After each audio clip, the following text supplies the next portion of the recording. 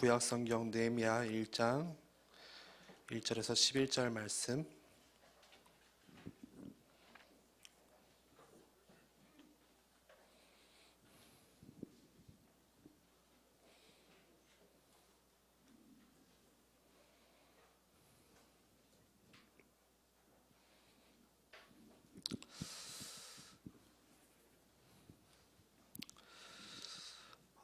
우리 한 절씩 11절까지 한 절씩 저 한 절 여러분 한 절 교독하겠습니다. 하갈의 아들 느헤미야의 말이라. 아닥사스다 왕 제20년 기스를 월에 내가 수상궁에 있는데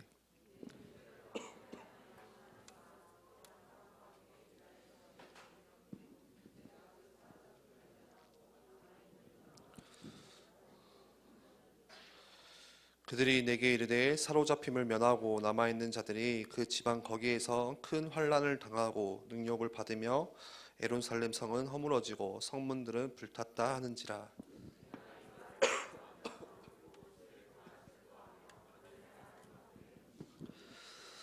이르되 하늘의 하나님 여호와 크고 두려우신 하나님이여, 주를 사랑하고 주의 계명을 지키는 자에게 언약을 지키시며 긍휼을 베푸시는 주여 간구하나이다.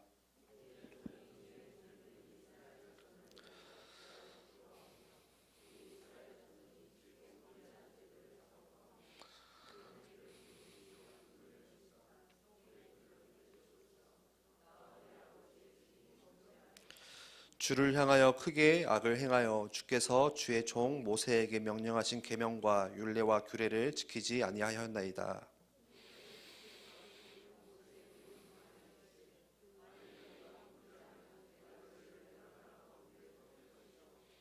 만일 내게로 돌아와 내 계명을 지켜 행하면 너희 쫓긴 자가 하늘 끝에 있을지라도 내가 거기서부터 그들을 모아 내 이름을 두려고 택한 곳에 돌아오게 하리라 하신 말씀을 이제 청하건대 기억하옵소서.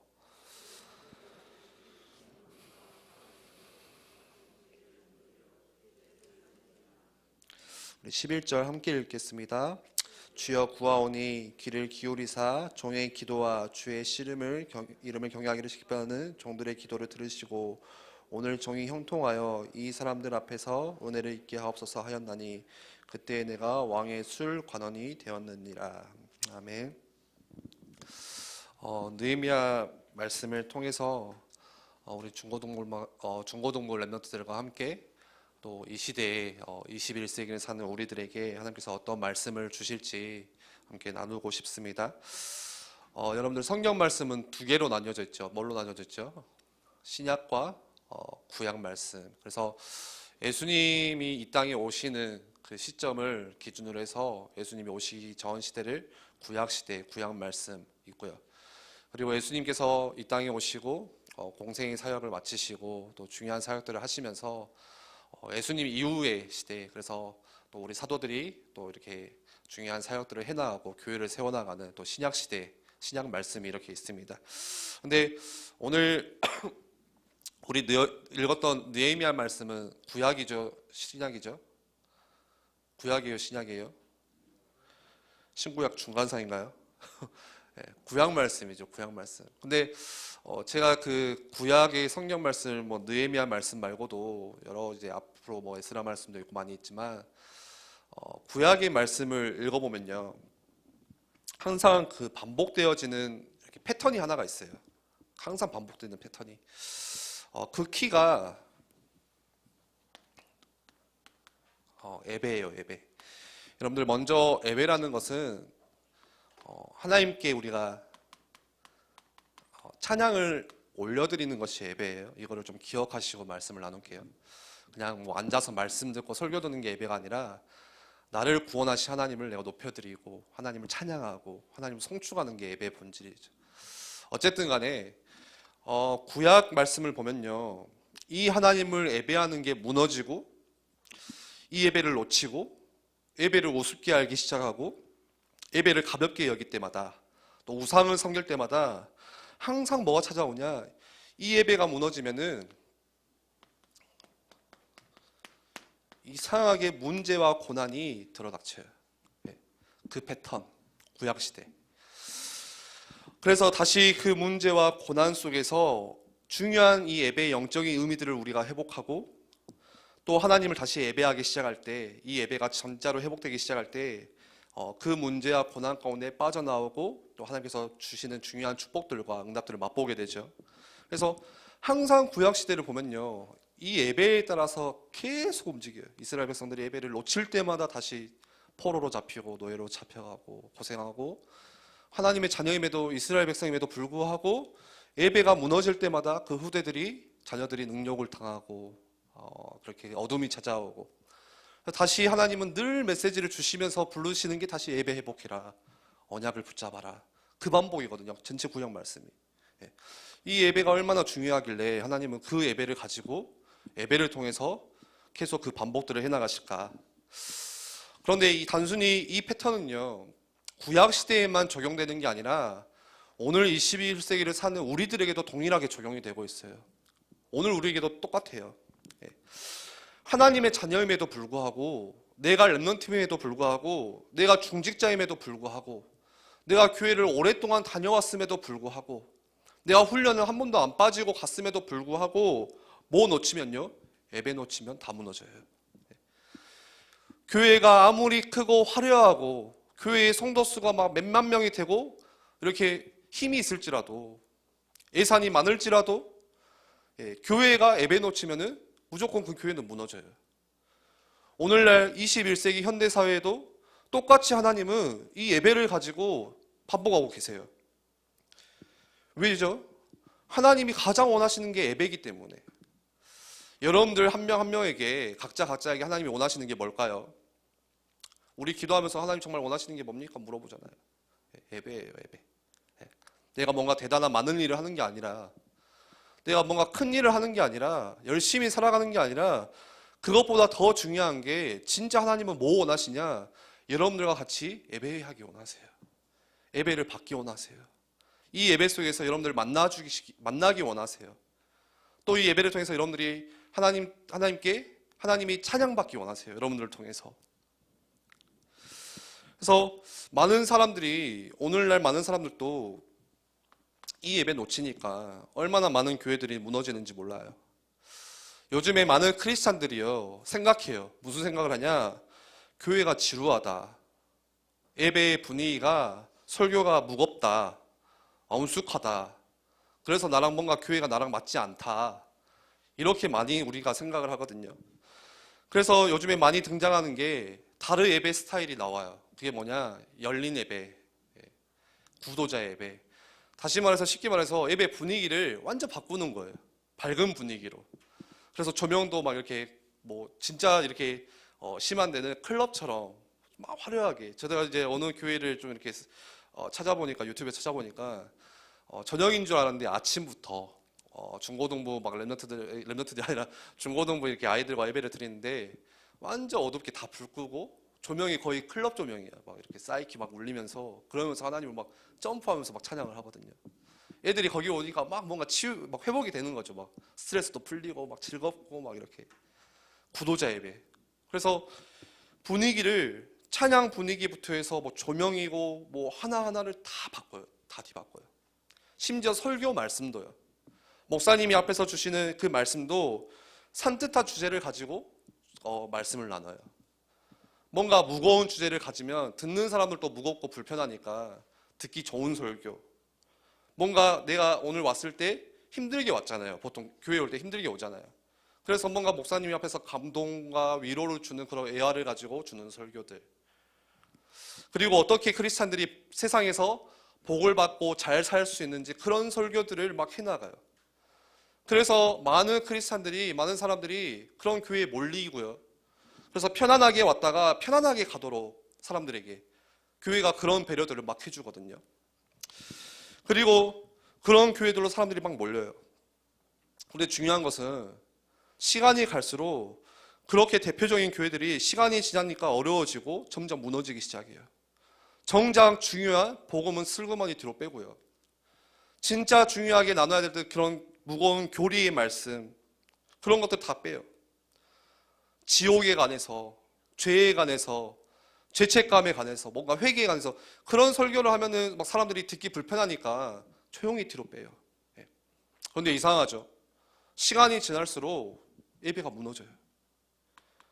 사람들이 듣기 편하게 하기 위해서 많이 이 예배에 오기 위해서 그렇게 바꿔나가는데 이상하게 시간이 지날수록 교회는 무너져가요. 이상하죠. 그 결과로 많은 성도들의 교인들의 신앙의 수준이 그릇이 얕아져요. 믿음이 얕아져요. 더 심각한 것은 진짜 세워야 되는 다음 세대, 자녀 세대들이 일어나지가 않고 교회 조치가 오지를 않아요. 점점 주일학교가 감소해요. 1년이 지나고 2년이 지나고 주일학교에 오는 자녀들이 없어져요. 한 통계를 보니까요. 한국교회 앞으로 30년 지나면 주일학교 거의 대부분 사라진다는 통계를 내놨어요. 여기 있는 권사님들은 30년 뒤에 안 계시는 분들도 계시겠죠. 30년 뒤면은 지금 여기 있는 우리 뭐 혜인이나 유빈이 14살, 그 44살 되겠죠. 그러면은 딱 그 부모님 세대예요. 예. 50살 되고 자기 자녀들이 교회를 가는데 교회를 안 가. 여러분들 자녀들이 교회를 안 가요. 30년 뒤에. 그때 이제 아마 발등에 불 떨어질 거예요. 어떻게 해야 되냐. 그때 들었던 말씀이 뭐였지? 막 그때부터 생각하기 시작할 건데 통계 지금 수치상으로는 그렇게 통계를 내놨어요. 30년 뒤에 성도들, 교인들의 믿음의 수준은 엄청 얕아지고 그 자녀들은 교회를 안 간다. 주일학교 거의 없어진다. 많은 사람들이 교회를 다니지만 그리고 교회를 많은 사람들이 주일에도 예배를 드리지만 어디에 잡혀 있죠? 교회를 가는 나도 또 그 예배를 드리는 그 교회도 전부 다 어디에 잡혀 있냐? 여기에 잡혀 있어요.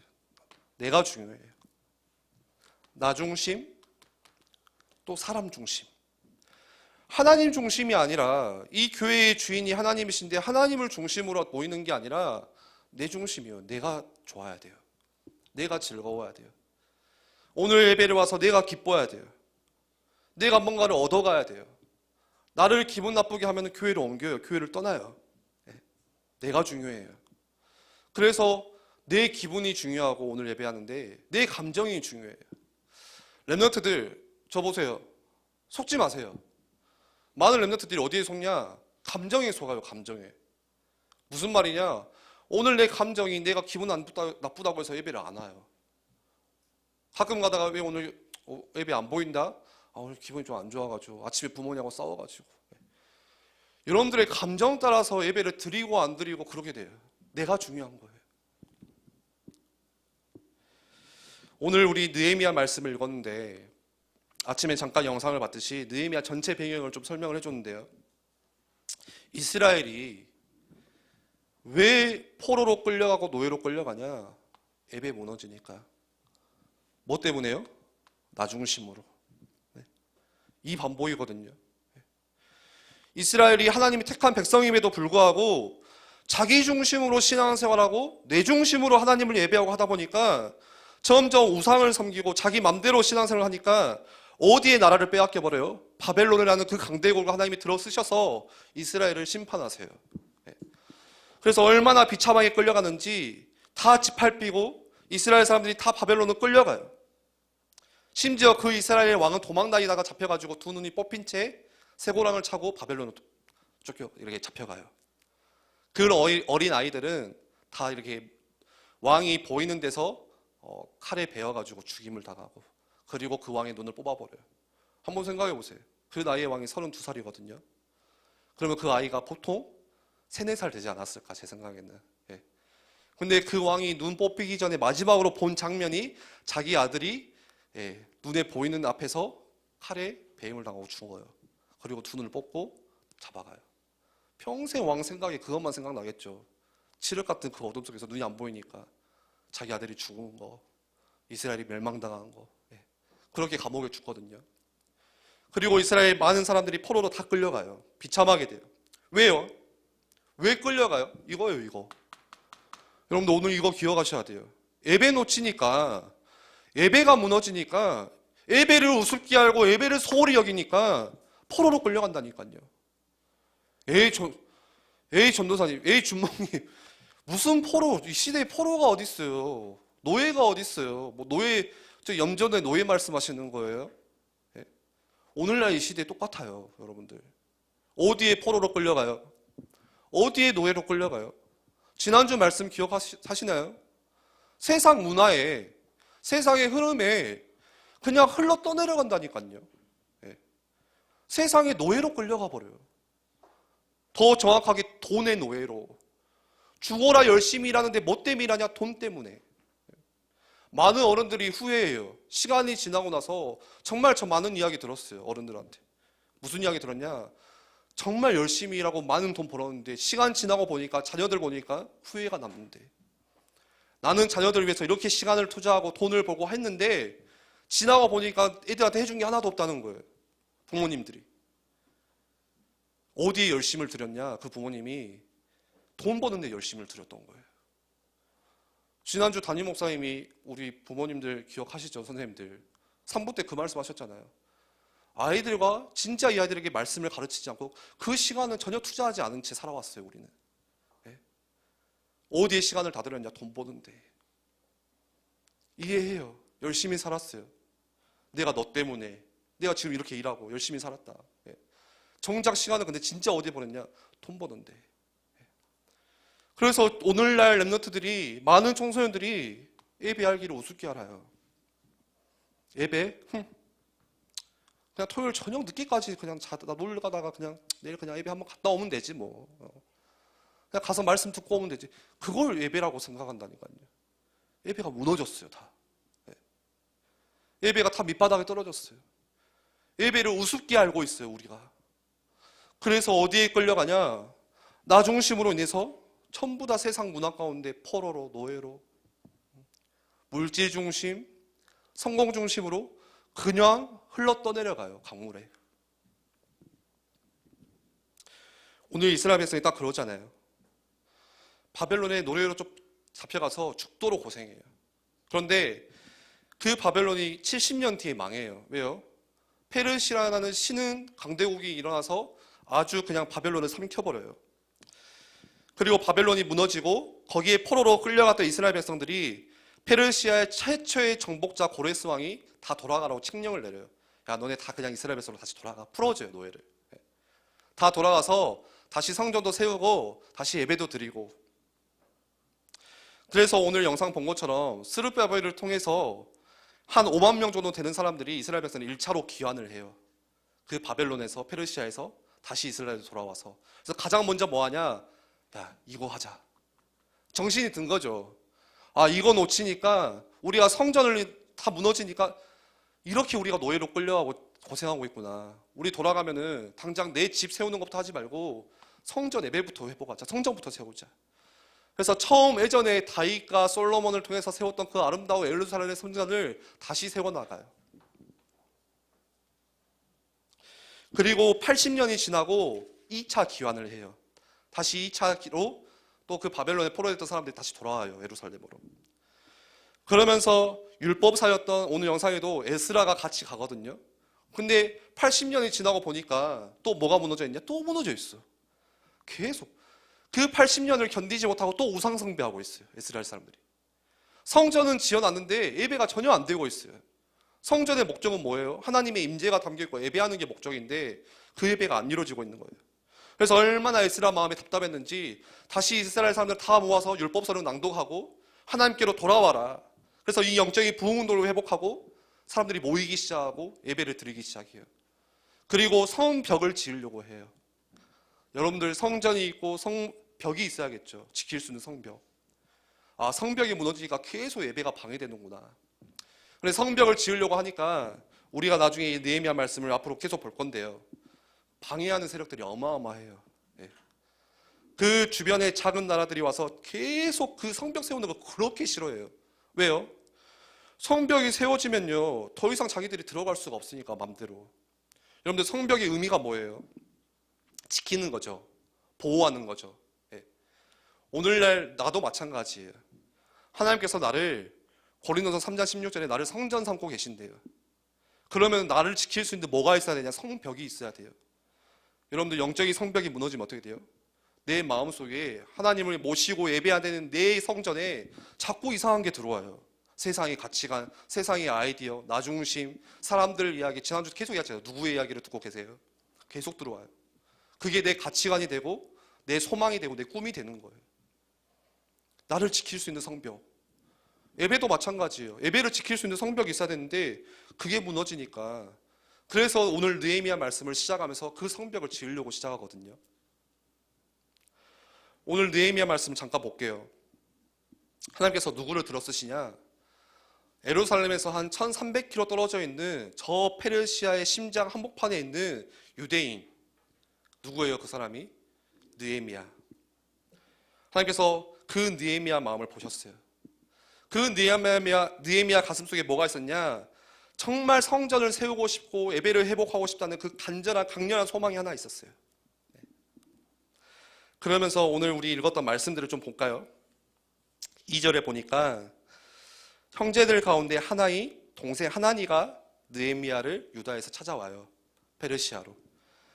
그래서 이야기를 하기를, 느헤미야가 물어보는 거예요. 야, 요즘에 예루살렘 형편이 어떠냐? 예루살렘 그때 예전에 한 80년 전에 뭐 성전 짓고 예배한다고 하는데 지금 어떻게 하고 있냐? 그러니까 하나니가 동생이 뭐라고 하죠? 느헤미야 그 예루살렘의 소식들을 이야기해 주죠. 큰 환난을 당하고 능욕을 받고 있고 예루살렘의 성은 허물어졌고 성문들은 불탔다 하는지라. 성벽이 무너지니까 어떻게 되고 있어요?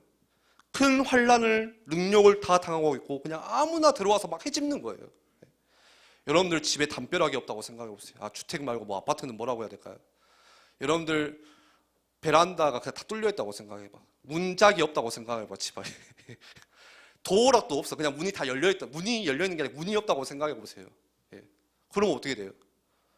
오늘 제가 그냥 아무 집에나 들어갈 수 있잖아요. 오늘 송이 집에도 들어갈 수 있고, 배고프면 냉장고 열어서 제가 좀 초코파이도 몇 개 꺼내 먹고, 왕준이 그냥 집에 방에도 들어가고 그냥 자다 나올 수도 있고. 문이 없다고 생각을 해봤어요. 그냥 아무나 들어오고 도둑놈도 들어오고 다 들어오겠잖아요. 오늘 예루살렘의 형편이 딱 그래요. 성벽이 없으니까, 성문이 다 불타니까 주변의 작은 나라들 계속 뭔가를 얻어가려고 이익을 챙기려고 하는 그런 사람들이 자꾸 와서 공격하고 다음 세대들을 환난당하게 만들고 능욕당하게 만들고 수치당하게 만들고, 제일 중요한 것은 성전의 예배가 전혀 안 되고 있어요. 맨날 능욕당하니까 예배가 되겠어요? 맨날 나는 환난당하고 있는데 예배가 제대로 이루어지겠어요? 그래서 그 형편을 듣고 느헤미야의 오늘 반응이 어떻죠? 저는 오늘 이 1장 말씀을 통해서 뭐를 나누고 싶냐? 오늘 느헤미야가 느꼈던 마음과 내 마음이 뭐가 다를까 도대체? 오늘 느헤미야가 했던 기도와 내 기도는 도대체 뭐가 다르냐? 4절에 보니까요, 느헤미야가 그 소식을 듣고 앉아서 울고 4절에 수일 동안 슬퍼하며 하늘의 하나님 앞에 금식하며 기도하여. 수일 동안 슬퍼하며 울고 금식하며 기도했대요. 그 예루살렘의 형편을 보니까 지금 느헤미야는 페르시아 그 한 복판에 어떤 직책을 가지고 있냐? 왕의 최측근이에요. 술 맡은 관원장. 지금은 뭐 술 맡은 관원장은 직책이 없죠. 그 당시에는 최고의 직분이에요. 왕하고 가장, 왜요? 그 술에다가 누가 독을 탔는지 뭘 탔는지 어떻게 알아? 그러니까 왕이 가장 믿는 사람이에요. 너 하나는 절대 나를 배신하지 않고 내 편. 그렇게 가까이 있는 사람. 성공한 사람이죠. 대단한 사람이죠. 평안한 사람이에요. 그런데 느헤미야가 자기 마음은 불편해요. 성공했는데 불편해요. 왜요? 오늘 그 동생을 통해서 들은 소식을 들으니까 성전이 무너지고 성문이 불타고 예루살렘의 많은 예배들이 다 무너지고 있고 사람들이 능욕당하고 있는 그 소식을 들으니까 마음이 불편한 거예요. 저는 오늘 이 말씀을 읽는데 나는 지금 무엇 때문에 슬퍼하고 있을까? 나는 지금 무엇 때문에 울고 있을까? 나는 무엇 때문에 지금 가슴 아파하고 있을까? 나는 무엇 때문에 지금 마음이 불편하나? 그런 생각들을 해봤어요. 느헤미야는요, 제가 말씀을 계속 읽다 보니까 한 가지 딱 연구하면서 발견한 게, 느헤미야는 예루살렘을 가본 적이 없어요. 예루살렘이 어떻게 생긴지를 몰라요. 쉽게 말하면은 그냥 거기서 태어나서 자라온 사람이에요. 근데 생각해 보세요. 그런 사람인데 어떻게 그냥 말로만 듣고 이야기로만 들었던 그런 예루살렘이 무너졌다는 소식을 듣고 슬퍼하며 울면서 금식하고 마음이 아파할까? 그러면서 느헤미야가 기도를 시작합니다. 오늘 우리 제목이 느헤미야에게 기도를 배운다. 여러분들 오늘 느헤미야를 통해서 기도를 같이 배웠으면 좋겠어요. 내 기도와 느헤미야 기도가 얼마나 다른지. 느헤미야의 여러분들 오늘 기도 순서를 좀 기억하시기를 바라요. 그리고 여러분들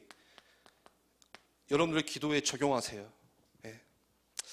죄송하지만 여러분들을 뭐라 하는 게 아닌데 실제로 제가 랩런트들 만나보니까 기도를 어떻게 해야 되는 랩런트들이 많더라고요. 어떻게 기도를 해야 될지를 모르는 랩런트들이 정말 많아요. 다시 말해서 기도를 안 하고 있는 거죠. 네. 기도를 하긴 하는데 기도를 안 해요. 이게 참 무슨 말인지 아이러니한테 기도한다고는 해요. 기도해요. 그리고 이상하게 선생님들이 야 기도하자면 기분이 나빠. 그 말 들으면은 뭔가 나는 기도하고 있는데 막 교만한 뭔가 이게 있거든요. 예. 야 하은아 회장님아 우리 진짜 중고등부에서 기도한다 하면은 기도하고 있는데 예를 들어서. 예. 근데 진짜 어떻게 기도해야 될지는 잘 모르더라고요. 뭘 가지고 기도해야 되는지 몰라요. 오늘 느헤미야가 어떻게 기도하냐 5절에 보니까요. 하나님이여 하나님 여호와 크고 두려우시 하나님이여 주를 사랑하고. 예. 가장 먼저 느헤미야가 했던 기도는 아주 중요하게 기도의 대상이 누군지를 알았어요.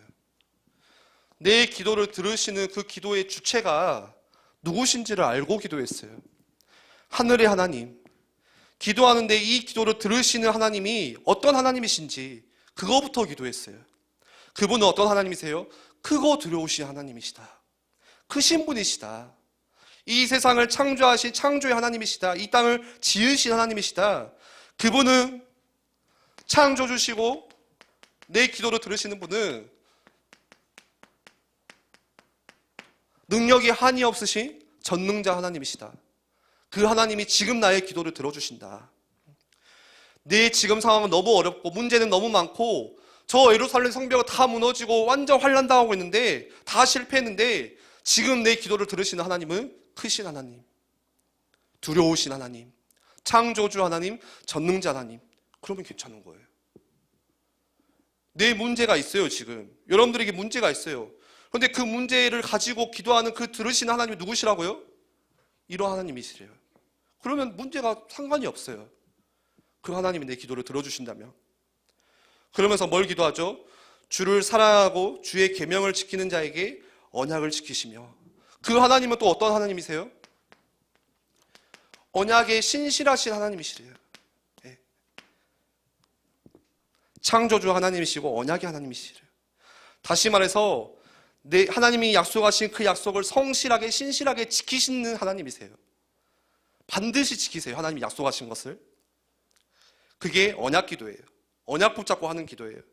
그래서 여러분들 기도를 막 하지 마시고 언약 붙잡고 기도하셔야 돼요. 쉽게 말하면 이렇게 기도하는 거예요. 하나님 말씀하셨잖아요. 하나님이 오늘 중고등부 말씀 통해서 저에게 이런 말씀하셨잖아요. 저 그거 기억합니다. 그거 붙잡고 기도합니다. 그럼 하나님이 어떻게 계실까요? 깜빡하실까요? 아니요. 지키고 계세요. 그 약속을. 그래서 여러분들 뭐가 중요하냐? 여러분들 문제와 여러분들이 현실 있죠. 우리 청소년 현실 있잖아요. 지금 안 되어지는 뭔가 있잖아요.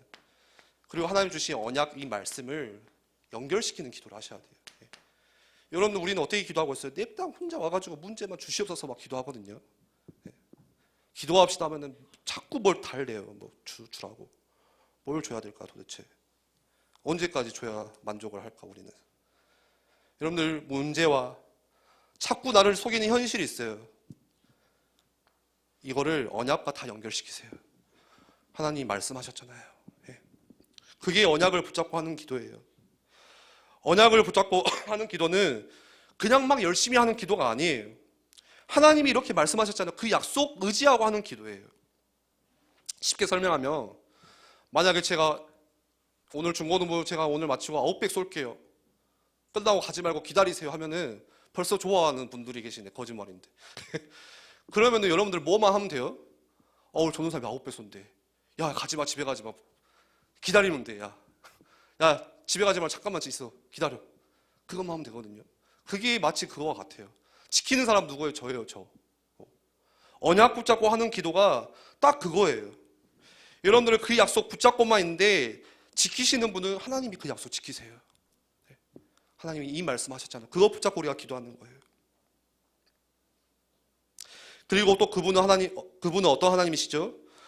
긍휼을 베푸시는 주여 간구하나이다. 우리에게 여기다가 쓸게요.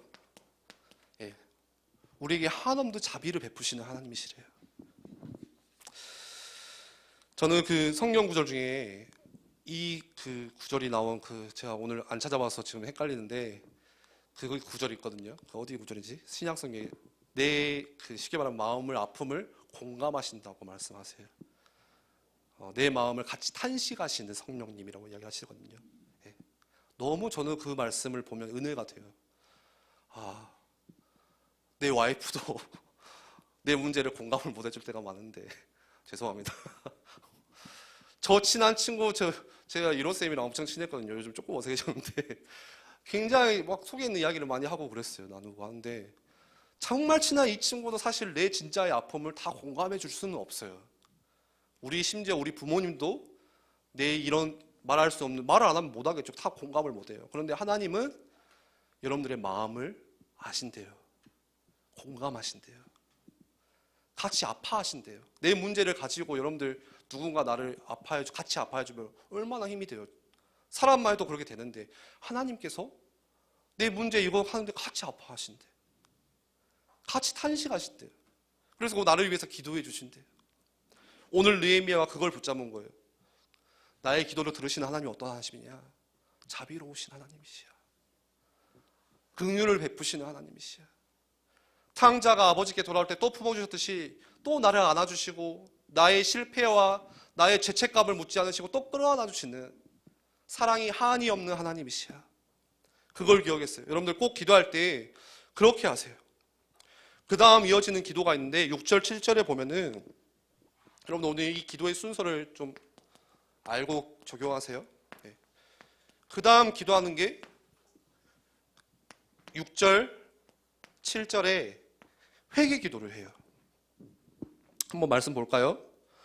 이스라엘 자손을 위하여 주야로 기도하오며 우리 이스라엘 자손이 주께로 범죄한 죄들을 자복하오니 주는 귀를 기울이시며 눈을 여시사 종의 기도를 들어주소서. 나와 내 아버지의 집이 범죄하여. 7절에요. 주를 향하여 크게 악을 행하여 주께서 주의 종 모세에게 명령하신 계명과 율례와 규례를 지키지 아니하였나이다. 오늘 느헤미야가 회개하는 죄는 뭐예요? 보통 우리는 회개 기도해야 됩니다 하면 뭐예요? 이번 주에 내가 야동을 봤습니다, 주님. 이번 주에 제가 거짓말을 했어요. 이번 주에 제가 저 친구들 왕따 시키는데 눈 못 본 척 그냥 지나갔어요. 그런 죄도 있겠죠.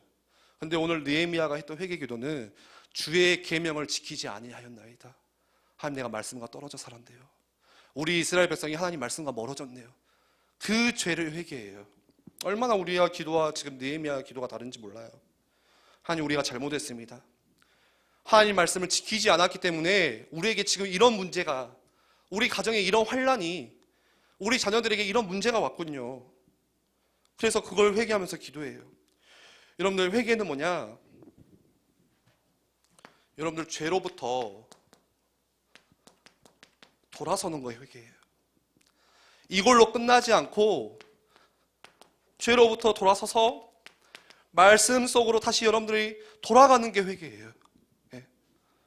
계속 죄로부터 돌아서면 한도 끝도 없어요. 언제까지 돌아설 거예요?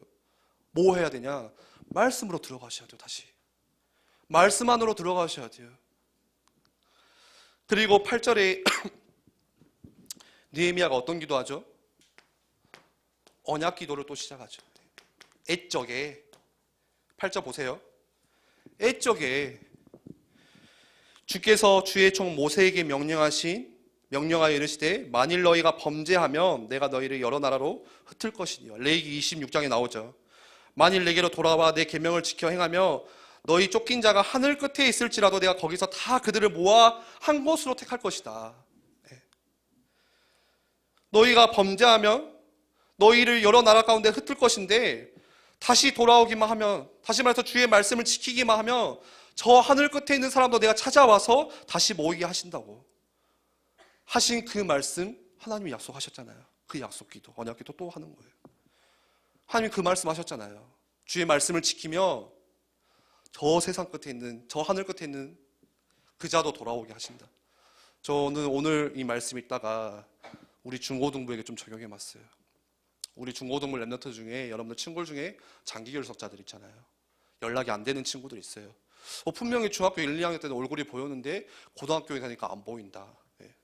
하나님, 주님 말씀하셨잖아요. 우리가 주의 말씀을 지키고 다시 하나님 앞에 무릎 꿇을 때 저 하늘 끝에 있는 랩런트들도, 저 세상 끝에 있는 랩런트들도 하나님이 다 모아오게 하신다는 그 약속, 저 믿습니다. 그리고 마지막 11절에 어떤 기도하냐, 그러면서 마지막에 우리가 제일 잘하는 거, 간절히 구하는, 간구하는 기도를 합니다. 우리는 뭐 해요? 이거 안 하죠. 패스. 이거 잘 안 해요. 이것도 패스. 내 기도를 들으시는 하나님이 어떤 분이신지 잘 생각 안 해요. 패스. 하이패스도 아니야. 막 다 패스하고 바로 여기로 하나님 주시옵소서 기도하거든요. 여러분들 오늘 느헤미야를 통해서 기도를 배우세요. 기도의 순서를 다시 잡으세요. 이 정도면 솔직히 말해서 중학교 1학년들도 기도하잖아. 얘들아, 혜인아, 그만. 유민아, 기억할 수 있어. 충분히. 할 수 있어요. 11절에 느헤미야가 뭘 간구하죠? 주여 구하오니, 이때 구해요. 귀를 기울이사 종의 기도와 주의 이름을 경외하기를 기뻐하는 종들의 기도를 들으시고 오늘 종이 형통하여 이 사람들 앞에서 은혜를 잊게 하옵소서. 오늘 종이 형통하여 이 사람들 앞에서 은혜를 잊게 하옵소서. 이거 기도예요. 마지막으로. 이 사람들이 누구예요? 페르시아 왕. 성벽이 무너졌다는 이 소식을 듣고 이제는 왕 앞에 찾아가서 부탁을 해야 되는데, 뭔가를 부탁을 해야 되는데 하나님, 이 사람들 앞에서 먼저 은혜를 얻게 해주시옵소서. 그 기도를 시작해요. 여러분들 오늘 느헤미야를 통해서 이 기도의 순서를 익히세요. 그러면서 마지막으로 여러분들이 3가지 꼭 기억하시기를 바라요. 하나님이 주신 그 말씀 알죠? 하나님이 만드신 내가 있어요. 여러분들 만드신 나. 그리고 나에게 주신 건 나의 것. 여러분들에게만 허락하신, 보내신 나의 현장이 있어요. 나의 것, 나의 현장. 이 3가지. 오늘 느헤미야가 마지막에 이거 발견하잖아요. 여러분들 각자에게 맡겨주신 거 있어요. 내 것 있어요. 하나님 만드신 내가 있어요. 여러분들의 성격, 저는 이 성격 너무 싫은데요. 하나님 만드신 거예요. 저 이야기를 잠깐 하면 저는 트리플 A형이에요. 엄청 소심해요. 이 성격을 바꾸고 싶었어. 남들 앞에서 말하는 것도 너무 힘들어했어요. 쉽게 상처받고 쉽게 놀리고 계속 생각해요. 예를 들어서 제 친구가 누가 지나가다 툭 한마디 던지면 그거 때문에 저는 진짜 막 스트레스를 혼자 받아요. 뭐 하나도 제대로 못하고. 중고등학교 때 이런 성격이 얼마나 싫었는지 바꾸고 싶다 하는데 어느 날 깨닫는 게, 하나님이 실수하셨나 나에게? 내 가정, 아버지가 한 3, 4년은 집 나가 계셨어요. 같이 안 살았어요. 제일 중요한 시기 때 아버지의 사랑을 못 받았거든요. 어머니 맨날 일하신다고 나가 계시고, 집에 들어오면 집이 어두워. 집에 그래서 저는 들어가기가 싫어가지고 맨날 이렇게 집 주위를 배회했어요. 우리 집 너무 힘들다. 왜 이렇게 어두울까? 제가 이 이야기는 남들한테 잘 안 했어요. 교회 와서는 그냥 밝은 척 했거든요. 맨날 웃었어요. 그냥 사람들이 그냥 잘 웃는지 알아. 내가 밝은 사람인지 알아. 얼마나 마음은 어두운지. 하나님이 이 가정을 왜 보내셨을까? 하나님이 실수하셨나? 아니더라고요. 언약에 신실하신 하나님께서 나에게 주신 거 있어요. 나에게 보내신 거 있어요. 왜 나를 여기에 보내셨나? 왜 하필이면 하나님이 여기 살게 하셨나? 내가 있는 곳에서 뭐 있냐? 하나님께서 원하시는 거 있어요. 그거 하셔야 돼요. 열심히 뭔가를 하는 게 아니라 오늘 느헤미야가 그거 발견했어요. 왜 하나님께서 나를 페르시아에 보내게 하셨나? 왜 마지막에 술 맡은 관원장이 되었느니라고. 이제 알겠다. 하나님께서 이거 회복하라고 나를 이곳에 보내셨구나. 여러분들 가정에서 왜 이거 회복하라고 여러분들 보내신 거예요? 여러분들 학교에 왜요? 이거 회복하라고 보내셨어요. 여러분들 학교에 여러분들 말고 예배하는 사람 한 명도 없어요.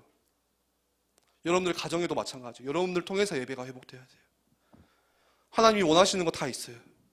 느헤미야 그거 발견하잖아요. 말씀을 정리할게요. 여러분들 21세기 사는 우리들도 예배를 회복하고 교회를 세워간다는 거 너무 중요해요. 성경의 전체 주제는 뭐냐? 구원이에요. 그래서 하나님께서 이 땅에 인간의 몸을 입고 오셨고 십자가에서 우리의 모든 죄를 다하여 죽으시고 우리 죄를 용서하시고 그 일을 오늘 어디에게 맡겼냐? 교회에 맡기셨어요. 그래서 교회는 뭐 해야 되냐? 전도자를 양육하고 세워나가고 훈련시키고 그 다음 후대들이 일으켜 세우고 모든 민족에게 이 그리스도의 복음을 전파하는 거. 그게 우리 교회가 할 일이에요. 교회의 목적이에요. 예. 교회가 단순히 뭐 동아리가 아니에요. 동아리가 그냥 교제하는 곳이 아니에요. 예. 하나님이 이 교회에게 맡겨주신 게 있어요. 그리스도의 복음 생명을 전파하는 일. 예. 그래서 그것 가지고 우리는 이것 가지고 교회를 같이 세워나가는 거예요. 나의 거 나의 현장. 예. 권사라면은 장로라면은 렘넌트라면은 혹시 나는 찬양을 좋아한다. 그것 가지고 함께 이 교회를 함께 세워나가는 거예요. 오늘부터 우리 말씀 캠프 할 건데요. 중고등부. 너무 중요해요. 캠프는 즐거운 것인데 그렇죠. 캠핑하면 원래 즐거운데 말씀 캠프 통해서 제가 마지막으로 기도 제목 두 가지만 나눌게요. 첫 번째는 느헤미야 말씀을 다음 주에는 2장 이렇게 한 장 한 장씩 나눠갈 건데 여러분들 느헤미야 말씀을 보면서 우리의 삶의 목적과 또 우리 삶의 목표가 바뀌었으면 좋겠어요. 렘넌트들의 삶의 목표가 하나님을 예배하는 거, 나 중심이 아니라 이 교회를 세워나가는 거. 그리고 두 번째 기도 제목은 왜 제가 기도 제목을 적을까요? 우리 진짜 기도해야 돼요. 여러분들 이 교회가 여러분들에게 영적인 고향이 될 수 있도록 어머니의 품이 될 수 있도록 보통은 교회에 대한 사랑도 없고 빨리 교회 옮기고 싶고 교회 가기 싫고 이러는데 여러분들 영적인 고향이 돼야 돼요. 고향은 뭐예요? 생각나는 거예요. 또 가고 싶은 곳이에요. 제가 너무 감사했던 건데 이거는 저한테 확실했던 것 같아요. 제가 재수할 때 삼수할 때 엄청 방황하면서 교회를 안 갔거든요. 2년 동안은 교회 예배를 안 드렸어요. 예. 근데 이상하게 마음에 뭔가 좀 걱정이 오고 염려가 오고 문제가 찾아오면은 제일 먼저 생각나는 곳 여기가 생각나더라고요. 그래서 아무도 없을 때 그냥 교회 갔어요. 혼자 기도하고 다시 돌아오고. 예. 여러분들이 대학교 가서 멀리 하나님과 또 멀어질 수 있어요. 우리 생각과 다르게 여러분들이 대학교에 가서 교회와 멀어질 수가 있는데 여러분들 마음에 세상을 쫓아가고 사랑하는 사람을 쫓아가고 성공하는 사람을 쫓아가고 여러분들의 그런 스펙을 쫓아가지만 그러면서도 언제든지 다시 돌아올 수 있는 이 교회는 내 교회, 나의 고향, 내 어머니, 나는 이 교회를 섬기겠다. 그 마음이 이번 우리 말씀 캠프를 통해서 아주 조금이나마 회복되어졌으면 좋겠습니다.